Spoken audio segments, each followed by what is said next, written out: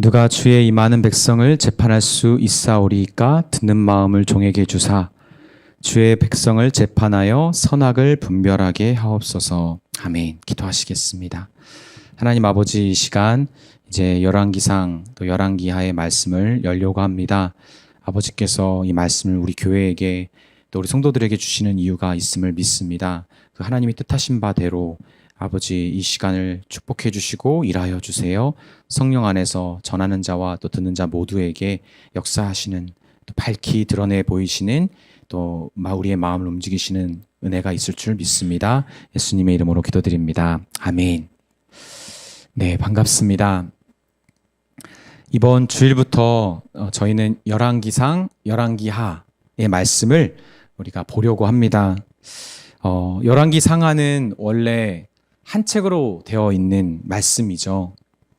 이 책은 주전 586년 예루살렘 성전이 무너지고 그리고 남유다, 유다 왕국이 멸망하여 바벨론 포로로 끌려간 상황에서 쓰여졌을 것입니다. 이 열왕기 할 때 열왕이라는 말이, 이 열이라는 말이 행렬할 때 늘어지다, 늘어뜨리다라는 그 말이에요. 그래서 무려 39명의 이 북이스라엘과 남유다의 왕들이 쭉 늘어져 있는, 보여지는, 소개되는 것이 열왕기의 의미인데, 솔로몬 왕을 포함해서 39명입니다. 그 왕들을 소개하면서 그 왕들의 잘못된 통치를 되짚어가는 내용이 열왕기 상하입니다. 이를 통해서 하나님의 택함을 받고 언약을 맺은 백성인 그 이스라엘 나라가 왜 비참한 멸망을 당한 것인지, 어떤 죄악을 그들이 저지른 것인지를 돌아보려는 목적이 담겨져 있습니다. 특히 이 열왕기 상하는 신명기의 말씀을 통해서 이 광야 2세대들에게, 이스라엘 백성들에게 새겨주신 하나님의 언약이 있잖아요.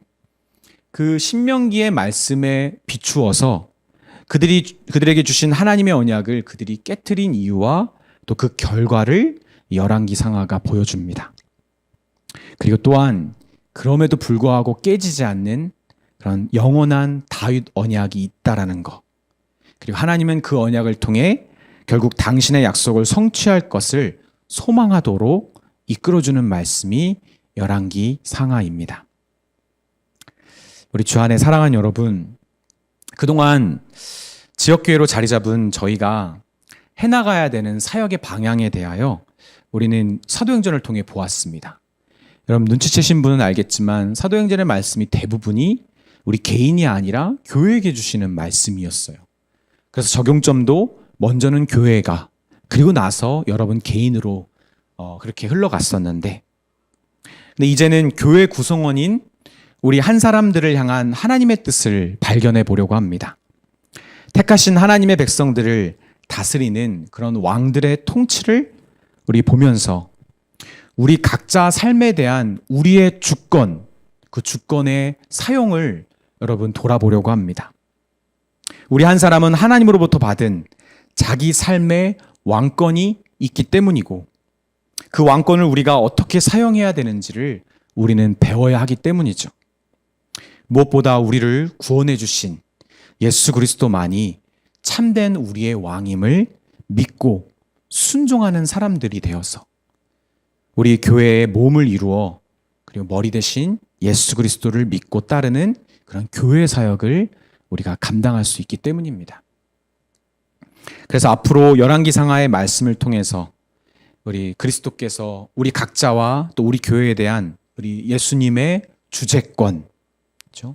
주재권이 올바로 자리 잡히는 은혜가 있기를 주님의 이름으로 빕니다. 아멘. 여기 한번 우리 표를 봤으면 좋겠는데 잘 보였으면 좋겠어요. 이 표를 보시면 이 열왕기상, 열왕기하의 전체 구조를 한눈에 알 수 있습니다. 앞에 머리, 몸통, 꼬리 있죠. 초반 11장까지는 솔로몬의 통일왕국에 대하여 다루어 줍니다.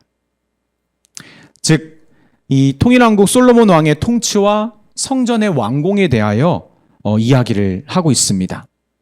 그래서 이 앞부분은, 그리고 신기하게 이 앞부분도 하나의 왕국이고요. 이 뒷부분도 하나의 왕국이에요. 유다 왕국, 그렇죠? 유다밖에 안 남았잖아요. 근데 가운데는 분열된 왕국, 두 왕국이 어떻게 이 북이스라엘과 남유다 왕들이 어떻게 실패하며 통치했는지를 이 몸통이 다루어주고 있는데, 이 앞에 있는 솔로몬의 이 통일 왕국의 시대의 솔로몬의 통치는 이 중간에 있는 몸통, 메인이죠. 이 내용을 위한 배경이 되어줍니다. 통일 왕국으로서 하나님 앞에 어떻게 통치했기에 이 분열되어서 어떤 죄악들이 계속 흘러갔는지를 말해주는 그런 배경이 됩니다. 그리고 마지막 열왕기하 18장부터 25장까지 남유다만 남게 되었잖아요. 근데 통일되어서 남유다만 남게 된 것이 아니라 북이스라엘이 먼저 멸망했잖아요. 그래서 남유다의 신앙의 개혁의 시도들이 많이 등장합니다. 이렇게 북이스라엘이 멸망했기 때문에 남유다의 선한 왕들이 개혁을 계속 시도합니다. 그런데 그런 시도들에도 불구하고 그 깊은 죄를 결국 이겨내지 못하는 최후의 모습을 보여주는 것이 이 열왕기 하 18장부터 25장 끝까지의 내용입니다.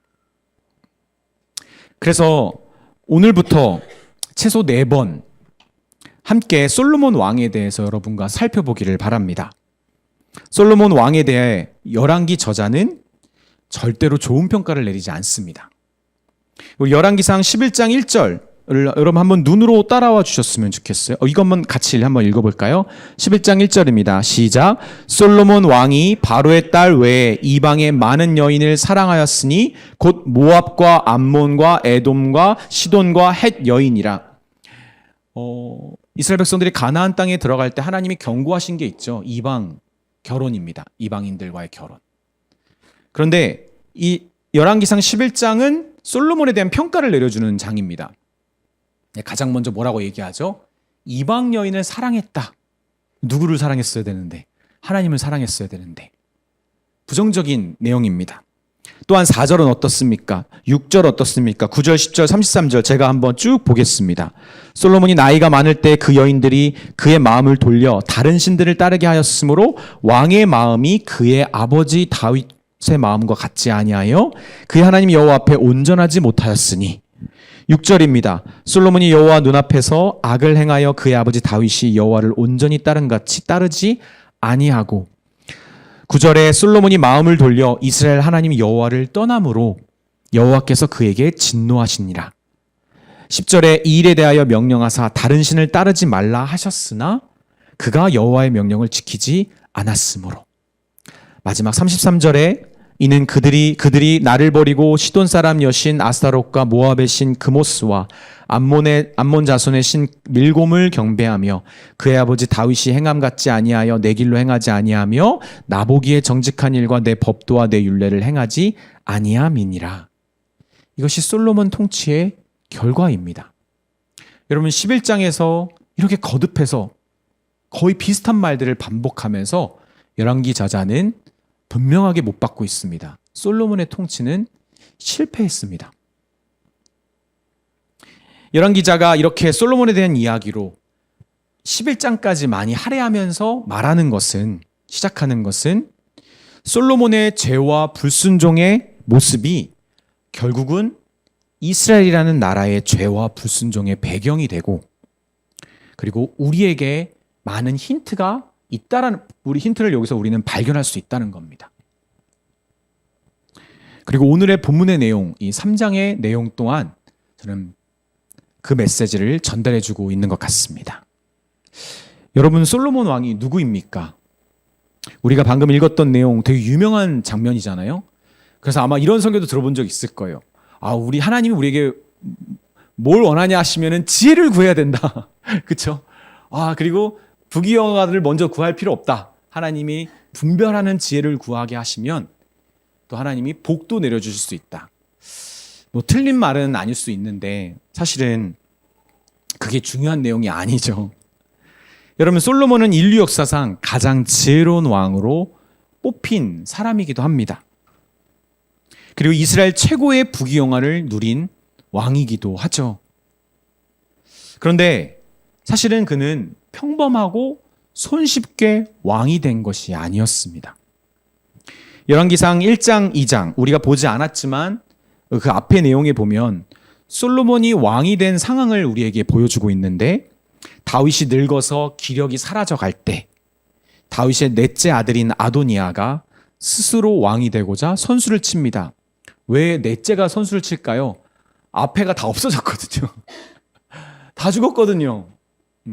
암놈은 압살롬에 의해서 죽고, 또 압살롬은 다윗에게 반역을 일으켜서 왕이 스스로 되었다가 또 죽고, 그렇죠? 둘째도 아마 아파서 죽었을 겁니다.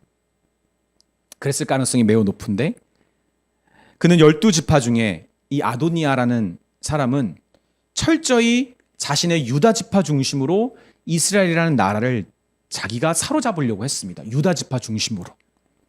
그래서 다른 10지파와 분쟁과 갈등을 고조시키면서 왕권을 탈취하려고 했습니다. 솔로몬이 왕이 되기 직전의 일입니다. 그런데 다윗 왕은 이미 자기의 아내 밧세바에게 공식적으로가 아니라 아마도 둘만의 언약, 하나님 앞에서 했던 둘만의 언약으로 솔로몬에게 왕권을 물려줄 것을 약속한 바가 있습니다. 이에 밧세바와 이 나단 선지자와 또 다른 지파들의 충신들, 나단과 다른 지파들의 충신들이 다윗에게 나아갑니다. 왜냐하면 유다 지파 제외한 다른 충신들은 지금 아도니아에게 완전히 밀려 있거든요. 그리고 다윗이 약속한 바 솔로몬을 왕으로 세울 것을, 지켜줄 것을 다윗에게 요구합니다. 그래서 다윗은 솔로몬을 공식적인 이스라엘의 차기 왕으로 세우고요. 그리고 사독 제사장은 솔로몬에게 기름을 부어서 그에게 왕권을 계승시킵니다. 다윗의 왕권을.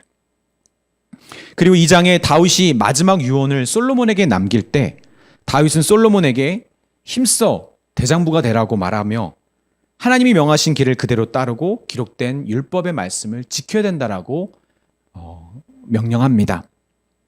그리고 오직 여호와 하나님을 마음과 뜻과 진실로 섬기면 이 다윗의 왕권이 끊어지지 않을 것이라고 경고해 주기도 합니다. 또 한 가지를 말했어요. 그게 뭐냐면 평생 동안 다윗을 조금 괴롭혀왔던 그 요압 장군에 대한 말입니다. 열왕기상 2장 6절 9절을 보면 내 지혜대로 행하여 그의 백발이 평안히 스올에 내려가지 못하게 하라. 그러나 그를 무죄한 자로 여기지 말지어다. 너는 지혜 있는 사람이므로 그에게 행할 일을 알지니 그의 백발이 피 가운데 스올에 내려가게 하라. 이 말은 바로 다윗의 충신이었던 요압 장군을 처리하라는 말입니다. 왜냐하면 다윗은 솔로몬에게 그 아도니아를 지지하면서 유다 지파와 다른 지파들의 관계를 분열시키고 평생 다윗의 충신이었지만 불편한 순종을 했던 이 요압 장군, 항상 그 마음에 걸려 있었거든요. 그리고 이제는 정말 본격적으로 다윗을 반하며 아도니아를 지지하고 있는 이 요압을 처리해야 된다라고. 어떻게? 너 지혜 있잖아. 너 지혜대로 너 이거 꼭 처리해야 되라고 다윗이 유언과 같은 권면을 합니다. 그러나 솔로몬은 자신의 지혜로 반역을 일으켰던 이 아도니아와 요압 장군, 그리고 아비아달 제사장과 심지어 다윗을 조롱했던 시므이라는 사람까지 처단합니다. 다윗의 말대로. 그런데 매우 성급하고 급진적으로 이 일을 처리합니다. 다윗 왕의 유언이 있었고 그것을 행한 것이지만 그는 피를 흘려서 자신의 세력을 강화하고 권력을 장악하려는 욕심이 앞서 있었습니다.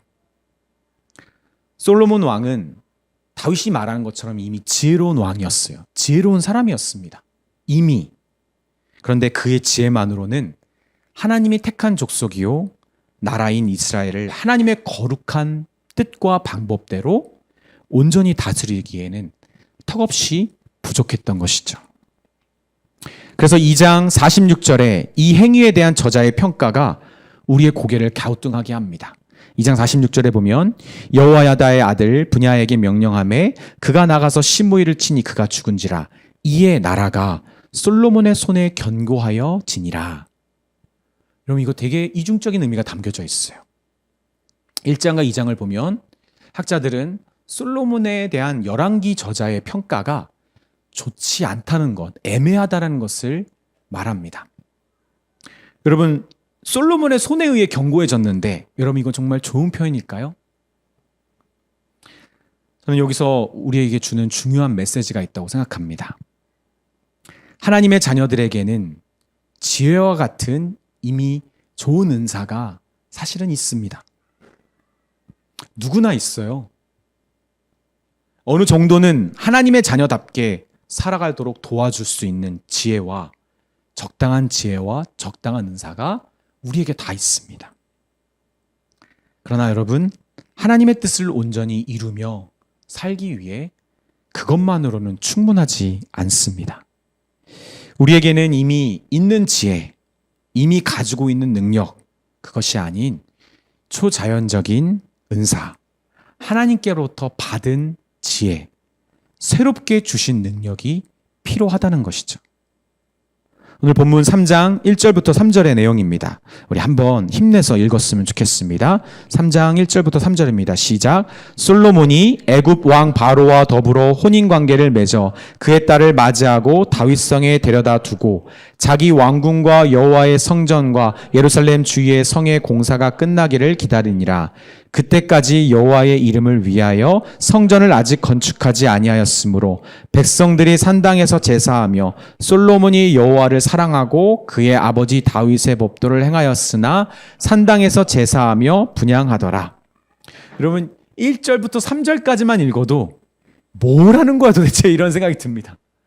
이게 좋다는 거야 나쁘다는 거야, 솔로몬이 잘한 거야 잘못한 거야 라는 헷갈릴 만한 구조들, 서로 앞뒤가 맞지 않은 내용들이 등장합니다. 그래서 영어 성경을 좀 본 사람은 이거 혹시 접속사 있는 거 아니야? 라고 보게 될 만큼 이상한 구절이죠. 솔로몬은 애굽 왕 바로와 혼인관계를 맺어서 그의 딸과 결혼하여서 하나님의 율법을 어깁니다. 신명기의 17장 16절에 그 말씀이 분명히 있었는데, 그리고 아내로 맞은 이 바로의 딸 이방 여인을 다윗성에다가 둡니다. 그는 성전과 예루살렘 이 주님의 성의 공사를 착수했지만, 그렇지만 그 시기가 좀 이상해요. 그는 이스라엘 하나님을 사랑했고 그의 아버지 다윗의 법도를 알고 행했지만 산당이라는 그런 높은 곳에 제단을 만들어서 성소, 하나님이 약속하신 그 성소 예배에 대한 말씀도 어깁니다. 그가 자신의 왕권의 자리에서 이 다스리고 있는 이 백성이 하나님의 백성이라는 것과 그것을 내가 이것을 하나님의 뜻대로 해야 된다는 것을 알았음에도 불구하고 그는 이런 이상한 모습을 보였던 것이죠. 그 제단에서 그 산당에서 1000번제를 또 드리면서 하나님께 이 세상 최고의 지혜를 받기도 합니다. 왜냐하면 그가 하나님 앞에 하나님 이 왕권을 위해서 당신의 백성을 다스리기 위해서 하나님 저는 지혜가 필요하다라고 하나님 앞에 겸손히 그가 구했기 때문이죠. 그게 6절부터 9절의 내용입니다. 7절에 보면 나의 하나님 여호와여 주께서 종으로 종의 아버지 다윗을 대신하여 나를 왕이 되게 하셨사오나 종은 작은 아이라 출입할 줄을 알지 못하고 주께서 택하신 주의 백성 가운데 있나이다. 그들은 큰 백성이라 수요가 많아서 셀 수도 없고 기록할 수도 없사오니 누가 주의 이 많은 백성을 재판할 수 있사오리까. 듣는 마음을 종에게 주사 주의 백성의 재판을 선악을 분별하게 하옵소서. 다윗이 계속 솔로몬이 강조합니다. 제 자격으로 왕된 거 아닙니다. 하나님, 제 아버지 다윗의 자격으로 저는 왕이 되었고, 그리고 이 백성은 내 백성은 아니고 주의 백성입니다. 제가 감당할 수 없는 당신의 백성을 올바로 판단하려면 주님의 말씀을 온전히 듣고 분별할 수 있는 지혜를 주십시오. 여러분, 이 내용까지 봐도 우리는 생각할 수 있어요. 이게 참 솔로몬이 지혜롭기도 하면서 그러면서도 이 찜찜한 모습이 계속 이 중복되어 있는 것이죠. 여러분, 이 말씀에는 분명히 초자연적인 은사, 받은 지혜에 대한 힌트들이 많이 있습니다. 어떻게 우리는 초자연적인 은사를 하나님으로부터 받는가? 솔로몬은 먼저 자신에게 베풀어지는 은혜의 출처를 분명히 알았습니다. 자신이 갖는 신앙, 그리고 아도니아나 아비아달, 시므이 같은 자들을 처단한 자신의 지혜가 아니라 바로 자신의 아버지 다윗의 성실과 공의와 정직한 마음 때문에 하나님이 주신 이 약속에 근거한 은혜가 나에게 있음을 그는 하나님께 인정합니다. 그는 은혜를 아는 사람이었어요. 이 은혜의 출처를 아는 사람이었어요. 작은 아이처럼 자격 없는 자기에게 주어진 이 왕권이 자기 왕권이 아니라 다윗의 왕권인 것을 안 것입니다. 또 솔로몬은 자신이 왕으로서 하나님이 사랑하시는 하나님의 특별한 백성을 올바로 다스릴 자신이 없었죠. 자기에게 그 능력이 없다는 것을 알았습니다. 진실로 하나님의 백성을 올바로 다스리려고 하는 겸손한 충심을 그가 가지고 있었던 것이죠. 주 안에 사랑하는 여러분, 우리도 초자연적인 이 은사를 하나님으로부터 받으려면 우리는 먼저 하나님이 우리에게 주신 그 은혜의 근거를 올바로 알아야 합니다. 우리에게 이미 있는 능력이 아니라 하나님이 주시는 능력으로 살아가려면 우리가 왜 구원받았는지 그 이유를 알아야 합니다. 우리가 대단해서 받은 겁니까? 우리가 하나님을 믿으면 누구보다도 하나님을 위해 잘 살 수 있으니까 그 가능성이 좋아서 하나님이 우리를 구원해 주신 겁니까? 아니죠. 우리가 이 믿음의 자리에 있는 것은 전적인 하나님의 선물이고 오직 예수 그리스도를 높이고 자랑하기 위한 하나님의 구원의 방법이고 뜻입니다. 우리는 우리 대신에 십자가를 지신 예수님을 모른 채 그런 구원받은 새 삶을 살 수 없죠. 우리는 항상 근거가 있는 삶을 살아가야 합니다. 우리는 모두 은혜에 빚진 자들입니다. 제가 여기에 있는 이유, 여러분이 이 자리에 모여 있는 이유, 단 한 사람이 일방적으로 50분 이상 이렇게 이것이 하나님의 말씀이다라고 선포하면서 이것을 마치 바보가 된 것처럼 이렇게 일방적으로 듣는 거, 여러분 이것은 놀라운 일입니다. 우리가 은혜에 빚진 자가 아니면 일어날 수 없는 일입니다. 그럼 우리가 새 삶을 살고 있는 그 우리가 이제 다시는 죄에 빠지지 않고 우리를 잘 통치해서 빛의 자녀답게 바로 살 수 있는 능력이 우리에게 있을까요? 아니잖아요. 고린도전서 3장 16절에 보면 너희는 하나님의 성전인 것과 하나님의 성령이 너희 안에 거하시는 것을 알지 못하느냐. 여러분, 우리는 이 하나님의 거룩한 성전이 된 우리를 잘 돌볼 능력이 우리에게 없다는 사실을 금세 깨달을 수 있습니다. 여전히 우리 안에는 냄새나는 그런 이기심과 죄의 습관들이 가득한 그런 모습들이 있어서 거룩하게 해주신 의의 옷을 입혀주신 예수 그리스도의 피로 말미암아 눈보다 더 희게 된 이 의의 옷을 입은 거룩한 성전을 우리는 금세 더럽히는 것을 우리는 경험하게 됩니다. 특히 하나님이 자기 아들의 목숨값을 주고 사신 그래서 우리에게 주어진 이 새 삶을 우리가 올바로 통치할 능력이 없음을 우리는 알아야 되고요. 그리고 압니다. 우리가 이 고백으로 하나님께 겸손하게 그리고 간절히 하나님의 도우심을 구할 때 하나님은 초자연적인 은사를, 능력을, 지혜를 우리에게 주십니다. 우리는 그분이 주신 능력, 받은 능력으로 그리스도인답게 하나님의 것인 우리 자신과 우리 삶을 통치하는 그런 올바른 합당한 왕으로서 우리는 살아갈 수 있는 것입니다.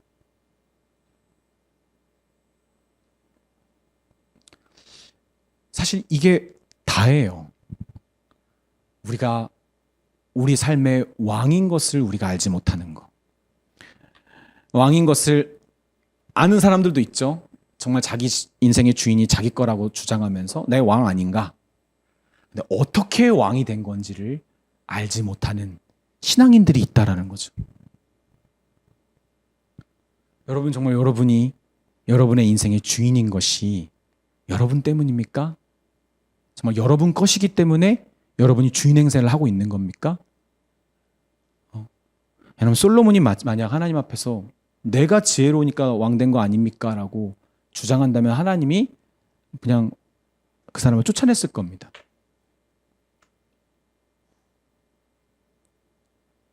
여러분의 왕권의 근거는 어디에 있습니까? 그것을 의식하고 계십니까? 의식하고 여러분의 주권을 행사하고 계십니까? 하나님은 솔로몬이 구하지 않는 부귀영화까지 주실 정도로 또한 당신의 백성을 향한 솔로몬의 그 왕의 마음, 목자의 마음을, 그 고백을 기뻐하셨습니다. 10절, 12절, 13절에 보면 솔로몬이 이것을 구하매 그 말씀이 주의 마음에 든지라. 내가 내 말대로 하여 내게 지혜롭고 총명한 마음을 주노니 내 앞에도 너와 같은 자가 없거니와 내 뒤에도 너와 같은 자가 일어남이 없으리라. 내가 또 내가 구하지 아니한 부귀와 영광도 내게 주노니 내 평생의 왕들 중에 너와 같은 자가 없을 것이라. 심지어 하나님은 구하지도 않은 축복도 허락해 주셨어요.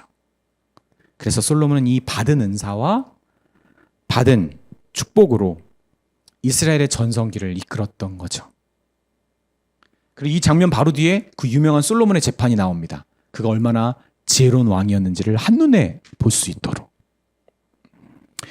주 안에 사랑하는 여러분, 여러분은 어떤 초자연적인 은사를 받으셨습니까? 하나님의 자녀다운 삶을 통치하는 그런 왕의 권위를 부여받은 자답게 여러분은 하나님이 어떤 능력을 주셨습니까? 혹시 여러분 아직도 받은 지혜와 능력이 아니라 이미 갖고 있었던 것으로 버티고 있는 것은 아닙니까? 인간의 충고와 조언을 받으면서 받았음에도 잘 소화가 안 되는, 솔로몬이 1장, 2장에 했던 것처럼 잘 소화가 안 되는 그런 삶의 문제가 일어나는 이유. 하나님을 좋아하면서도 하나님이 기뻐하시지 않는 일을 동시에 하고 있는 이유. 그리고 그 문제가 좀잡을 수 없을 정도로 해결이 안 되는 그 이유. 결과가 분명히 좋은 것도 있는데 하나님의 도우심이라고 말할 수 있을 것 같은데 그렇게 말할 수 없는, 오히려 내가 한 것 같은 일들이 내 삶에서 자꾸만 일어나는 이유. 여러분, 그 이유가 뭘까요? 여러분, 받은 능력이 아닌 이미 갖고 있는 능력으로 버티고 있기 때문입니다. 하나님이 주신 그 왕권을 하나님이 주신 능력으로 통치하지 않고 사용하지 않고 내가 갖고 있는 것으로 버티고 있는 겁니다. 한계투성이고 오류투성이고 이게 지속되면 지속될수록 계속 헷갈립니다. 내가 하나님 앞에서 올바로 하고 있는 건지 아닌 건지. 그런 삶이 익숙해집니다. 그럼 나중에는 어떻게 되죠? 스스로 최면을 겁니다. 아니야, 하나님이 나를 사랑하시고 하나님이 나를 도우셔서 이거 하나님이 하시는 일일 거야. 그런 삶이길 바라고 소망하며 끝납니다. 확신하는 것이 아니라 그게 직장의 문제든 자녀의 문제든 내가 섬기는 교회와 영혼들을 향한 문제든 간에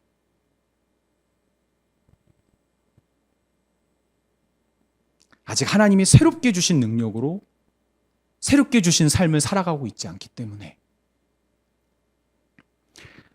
초자연적인 구원을 받아서 하나님의 거룩한 자녀가 되어 거룩한 인생이요 하늘의 뜻이 담긴 사명을 맡은 자라면 여러분, 우리는 바로 있는 능력이 아니라 주신 능력이 필요합니다. 새로운 삶답게 맡겨진 그 사명답게 하나님이 주시는 능력이 여러분 절실합니다. 그래서 우리는 겸손히 구해야 합니다. 지금의 나됨이 오직 내가 아니라 그리스도 때문인 것을 고백하고 이 삶의 주인이신 하나님이 통치해 주시기를 구하며 하나님의 거룩한 집인 내가 온전히 다스려지기를 또 그것을 위해 필요한 능력을 하나님 앞에 구해야 합니다. 먼저 주의 백성을 다스릴 자격과 능력이 없음을 인정하십시오. 그리고 구하십시오. 하나님께서 기뻐하시며 여러분의 존귀한 삶에 꼭 필요한 능력을 더하여 주실 겁니다. 환경조차도 절대 그냥 두시지 않을 겁니다. 여러분 그렇게 기도해 보셨어요? 하나님, 제 힘으로는 안 됩니다. 차라리 신앙 없을 때는 내 힘으로 살 수 있었어. 근데 신앙이 있고 하나님이 나에게 뭘 원하시는지 좀 알 것 같으니까 더 안 되는 거예요. 기준도 너무 높아지고 명확하게 보이고, 그런 하나님이 주시는 그런 새로운 하늘의 성향으로 태어난 자이기 때문에 그 하늘이 주신 능력으로 살아가지 않으면 이게 안 되는 거예요. 자꾸. 여러분, 하나님은 우리에게 새 삶만 허락하시는 게 아니라 새 능력도 허락해 주심을 여러분 믿으십시오. 그리고 구하십시오. 솔로몬이 했던 것처럼 올바른 근거와 올바른 목적을 가지고 하나님 앞에 구해 보십시오.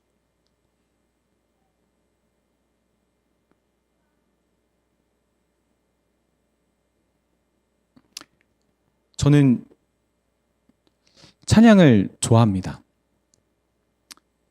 그리고 찬양의 은혜를 참 많이 받습니다. 받았고 지금도 받고 있어요. 하나님 앞에 구했던 은사가 있었는데, 여러분 제가 몇 차례나 얘기했어요. 찬양을 눈 감고도 찬양의 가사를 부를 수 있을 정도로 자유하게, 하나님에게만 딱 집중하여서 부를 수 있는 능력을 하나님 앞에 구했어요. 근데 제가 그것을 하나님이 응답하셨다라는 것을 알지도 못할 만큼 자연스럽게 하나님이 그 능력을 주신 것 같고, 그리고 내가 나 이제 가사를 누구보다도 잘 외울 수 있어서 편하게 하나님만 집중하면 노래를 부를 수 있네, 하나님을 그렇게 자유롭게 찬양할 수 있네라고 나에게 그런 능력이 있다라고 딱 깨달아지는 순간부터 잘 버벅거리기 시작했지만 어쨌든 하나님 그 능력을 주셨어요. 근데 여러분, 신기한 건 그 능력만 주신 게 아니라 내가 찬양할 때 찬양이 잘 안 되고 실수하고 틀리고 목회자로서나 뭐 찬양 인도자로서 부끄러운 상황들이 왔을 때, 근데 그때 나의 부끄러움보다 하나님을 찬양함이 더 기쁨이 되도록 하나님 그런 마음의 능력도 저에게 주시더라고요. 근데 여러분, 여기서 그게 찬양만 끝나는 게 아니라 설교도 마찬가지였어요. 그것이 다른 사람이 내 설교에 대해서 어떻게 반응하고, 그리고 나 스스로도 내가 평가할 때 내가 설교를 잘했다 못했다, 그것을 평가하는 그것보다 이 말씀을 전하시게 하시는 하나님을 더 집중하고 그 은혜 안에서 나의 마음을 지킬 수 있는 그 능력을 하나님이 아직까지는 주고 계세요. 아마 저에게 이게 없었다면 저는 이미 목회자의 삶을 포기했을 겁니다. 너무 부끄럽고 괴롭고, 그리고 자격이 없는 것 같고, 제일 중요한 거 성도들한테 민폐 끼치는 것 같아서 찬양도 잘 못하는 사람이 인도하고 막 설교도 잘 못하는 사람이 오히려 이 말씀을 더 힘들게 만드니까, 나 같은 사람이 목회자를 안 하는 게 오히려 한국교회에게 유익이 아닌가라고 생각했을 거예요. 어쩌면 목회자에게 가장 중요한 은사인 것 같습니다. 저는 자기가 한 설교와 하나님 앞에 드린 사역에 대하여 사람의 평가, 그리고 자기 자신의 평가에 휘둘리지 않는 것. 저는 하나님이 이 은사를 끝까지 거두어 주시지 않았으면 좋겠어요.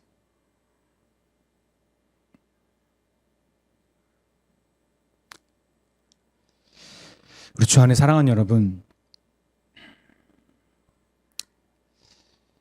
저희 모두가 절대 그냥 두지 않으시고 이 삶에 걸맞는, 이 사명에 걸맞는 그런 하나님의 능력을 주실 것을 믿고 구했으면 좋겠습니다.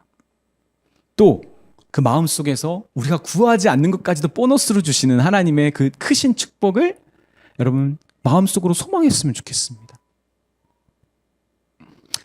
전 저에게 목회자의 삶으로서 저에게 보너스 같은 축복을 뭐라고 생각하냐면 가족이라고 생각합니다. 이렇게 하나님이 가정생활하면서 기쁨과 만족과 감사를 누리게 해주신다는 것이 정말 저에게는 얼마나 큰 축복인지 모릅니다. 사모님에겐 따로 물어보십시오. 사모님도 그렇게 생각하는지. 네, 저는 정말 감사한 것 같아요. 저 여러분이 솔로몬처럼 그냥 지혜에 머무는 것, 자기에게 있는 지혜에 머무는 것이 아니라 그 왕권에 걸맞는 하나님이 주신 지혜로 우리 자신과 맡겨진 또한 교회를 올바로 위임 통치하는 은혜가 있기를 주님의 이름으로 빕니다. 아멘. 그런데 하나님이 주신 능력으로 통치하는 것보다 왕에게 더 요구되는 중요한 진리가 하나 더 있습니다. 그것은 우리 하나님이 주신 능력을 하나님의 방법대로만 사용해야 된다는 것이죠. 우리 14절입니다. 우리 같이 읽겠습니다. 시작. 내가 만일 내 아버지 다윗이 행한 같이 내 길로 행하며 내 법도와 명령을 지키면 내가 또 내 날을 길게 하리라. 여러분, 우리는 항상 이 뒷마무리를 조심해야 될 필요가 있죠. 하나님께서는 이 초자연적인 능력을 주셨지만 그것을 사용하게 하시는 그 솔로몬의 왕권 유지에 필수 조항을 넣어두셨어요. 그게 뭐냐면 내 아버지 다윗이 행한 같이 내 길로 행하며 내 법도와 명령을 지키면입니다. 하나님이 주시는 능력의 통치는 오직 우리의 믿음의 주요 온전케 하시는 이 예수 그리스도가 이 땅에서 행하셨듯이 하나님의 길을 행할 때, 주의 약속을 지켜 순종할 때만 가능한 것이죠. 그러니까 여러분, 받았다고 끝이 아닙니다. 여러분 생각해 보십시오. 얼마나 우리 주변에 이런 사람들이 많습니까? 참 은사가 있는데 저 사람은 정말 하나님 주신 능력이 충만한데 근데 이상하게 과정과 끝이 안 좋은 거예요. 우리는 의아하죠. 열왕기상 초반부 이 1장부터 11장까지가 솔로몬의 이야기를 다루는 부분이라고 했잖아요. 근데 그 솔로몬 왕의 이야기를 자세히 보면 한 가지 독특한 특징을 하나 발견하게 돼요. 여러분, 그게 뭐냐면 하나님께서 솔로몬 왕이 두 번이나 하나님의 꿈속에서 솔로몬의 꿈에서 나타나셔서 말씀해 주셨고, 성전을 짓기 시작할 때도 하나님이 솔로몬에게 말씀해 주시는 장면도 나옵니다. 솔로몬도 하나님께 기도하는 장면도 나옵니다. 그런데 희한하게 이 1장부터 11장까지 해서 선지자가 하나님의 음성을 솔로몬에게 들려주는 내용이 전혀 없습니다. 선지자의 음성이 끊겨 있다는 것이죠. 솔로몬 시대에 다윗에게서 있었던, 심지어 사울 시대에도 있었던 선지자들의 음성은 들리지 않았습니다. 여러분, 이거 절대로 가벼운 문제가 아닙니다. 어쩌면 솔로몬 왕의 통치의 실상을 보여주는 이 열왕기 저자의 간접적인 증거이기도 합니다. 요한복음 14장 21절에 우리가 암송했었던 말씀이죠. 나의 계명을 지키는 자라야 나를 사랑하는 자니 나를 사랑하는 자는 내 아버지께 사랑을 받을 것이요 나도 그를 사랑하여 그에게 나를 나타내리라. 나의 계명을 지키는 자라야 나를 사랑하는 자니 나를 사랑하는 자는 내 아버지께 사랑을 받을 것이요 나도 그를 사랑하여 그에게 나를 나타낼 것이라. 여러분, 솔로몬 시대에 왜 선지자의 음성이 끊겼을까요? 저는 그 이유가 솔로몬 왕이 너무 지혜로운 왕이었기 때문이라고 생각합니다. 너무 스스로 뛰어난 사람이기 때문에 선지자의 도움이 불필요하다고까지 여겼던 사람. 그 사람에게 진실로 선지자들을 통한 교훈과 책망과 의로 교육하기에 유익한 일들이, 교훈과 책망과 바르게 함과 의로 교육하기에 충분한 그런 하나님의 말씀의 그 음성이 들리지 않았다라고 저는 말할 수 있을 것 같습니다. 여러분, 그 결과가 어떻습니까? 열왕기상 11장 4절 33절 우리 다시 한번 보면, 솔로몬이 나이가 많을 때 그의 여인들이 그의 마음을 돌려 여인들을 통해 마음이 변했습니다. 아담과 하와를 통한 아담처럼, 사라를 통한 아브라함처럼. 그렇죠? 다른 신들을 따르게 하였으므로 왕의 마음이 그의 아버지 다윗의 마음과 같지 아니하며 그의 하나님 여호와 앞에 온전하지 못하였으니. 33절, 이는 그들이 나를 버리고 이 여신 아스타롯과 모압의 신 그모스와 암몬 사람 신 밀곰을 경배하여 그의 아버지 다윗이 행한 것 같지 아니하니 내 길로 행하지 아니하며 나 보기에 정직한 일과 내 법도와 내 율례를 행하지 아니함이니라. 분명 처음에 주신 지혜를 가지고 훌륭하게 다스렸던 왕이었는데 여러분 이렇게 된 겁니다. 오늘 본문 15절에 솔로몬이 꿈에 깨어서 어떻게 하죠? 예루살렘으로 가서 여호와의 언약궤에 서서 번제와 감사의 제물을 드리고, 가장 놀라운 장면입니다. 15절에 보면 15절 넘겨주세요. 모든 신하들을 위하여 잔치까지 베풉니다. 얼마나 지혜로운 왕입니까? 이 왕권이 하나님과 또 나를 돕는 신하들의 도움이 없이는 불가능하다는 것을 알고 얼마나 지혜로운 선택을 합니까? 그런데 여러분 기억하십시오. 하나님의 말씀의 인도함 없이는 그 누구도 있는 지혜나 받은 지혜를 온전히 사용할 수도 없고 지킬 수도 없습니다.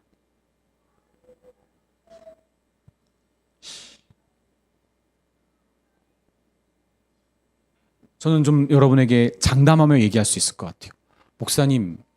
목사님처럼 그렇게 하나님의 말씀을 막 이렇게 선포하고 떠들었던 그런 목회자들이 왜 타락하는 겁니까? 라고 물어보면, 하나님의 말씀을 정직하게 보면서도 타락할 수 있는 겁니까? 라고 물어본다면, 그래, 내가 느끼기에는 같은 동종업계의 사람으로서 느끼고자 하는 것은 한때 말씀을 정직하게 보았을 때도 있을지 몰라도 그 사람이 타락할 당시 하나님의 말씀을 정직하게 볼 수 없었을 것이다.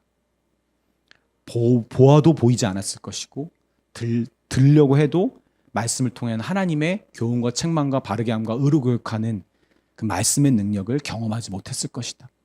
그래서 돌이킬 수 있는 기회를 수없이 놓쳤기 때문에 그 지경까지 간 거라고 저는 장담할 수 있습니다. 근데 여러분은 어때요?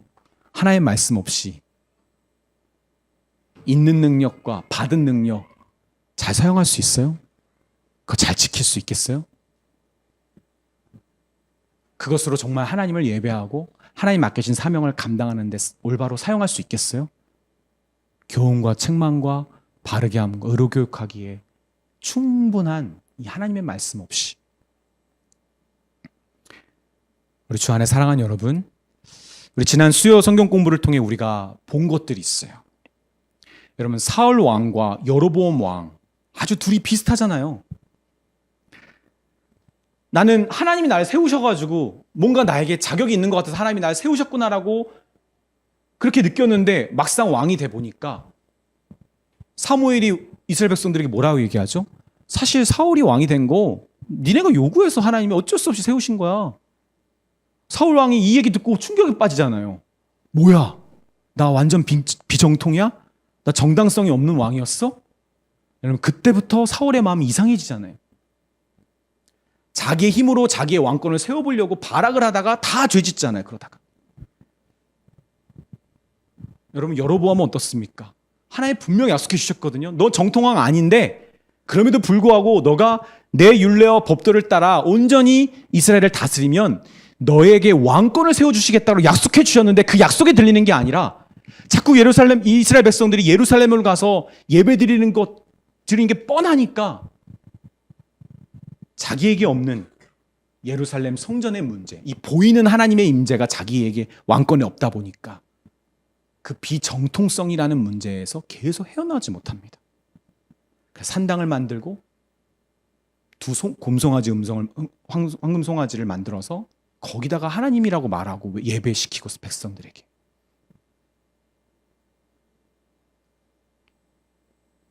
스스로 왕권을 입증하려고 하다가 완전히 실패한 거 아닙니까? 여러분, 거듭난 우리는 이미 가지고 있는 우리의 능력으로 이 존귀한 삶과 또 맡겨진 사명을 온전히 우리는 감당할 수 없습니다. 가진 것이 아닌 하나님이 새롭게 해주시는 능력이 여러분에게 반드시 필요합니다. 그리고 그 능력을 온전히 사용하고 지키기 위해 주의 말씀의 인도하심이 여러분 또한 반드시 필요합니다. 말씀에서 멀어지면 내가 어떻게 이 왕이 된 것인지, 지금 내가 이 왕으로서의 자격이 여전히 무엇인지를 자꾸 헷갈리고 혼동하고 엉뚱한 짓을 합니다. 그리고 내가 통치하고 있는 나의 건강, 나의 젊음, 나의 가족, 내 인생, 내 직장, 이것을 하나님의 것이 아닌 내 것이라고 착각합니다. 그리고 하나님께로부터 받은 은사를 내 것이라고도 오용하고 남용할 수 있는 거죠. 우리는 하나님의 말씀으로 교훈과 책망과 바르게 함과 의로 교육하기에 충분한 그런 인도함을 받아야 합니다. 하나님이 주신 거룩한 성전인 우리와 또 우리에게 맡겨진 그 거룩한 삶을 올바르게 통치하기 위하여 우리 그리스도 예수의 주재권이 우리 안에서 올바로 세워져야 되지 않겠습니까? 주님이 주신 그 권위, 그 왕권이 하나님이 주신 능력으로, 또 하나님이 주시는 그 능력을 올바로 인도할 그 말씀으로 올바로 여러분에게 행사되는 그런 축복이 있기를 바랍니다. 여러분, 수많은 실패한 왕들의 이 전철을 따라가지 않고 우리는 하나님이 인정하시는 다윗의 그 왕의 길을 따라가야만 합니다.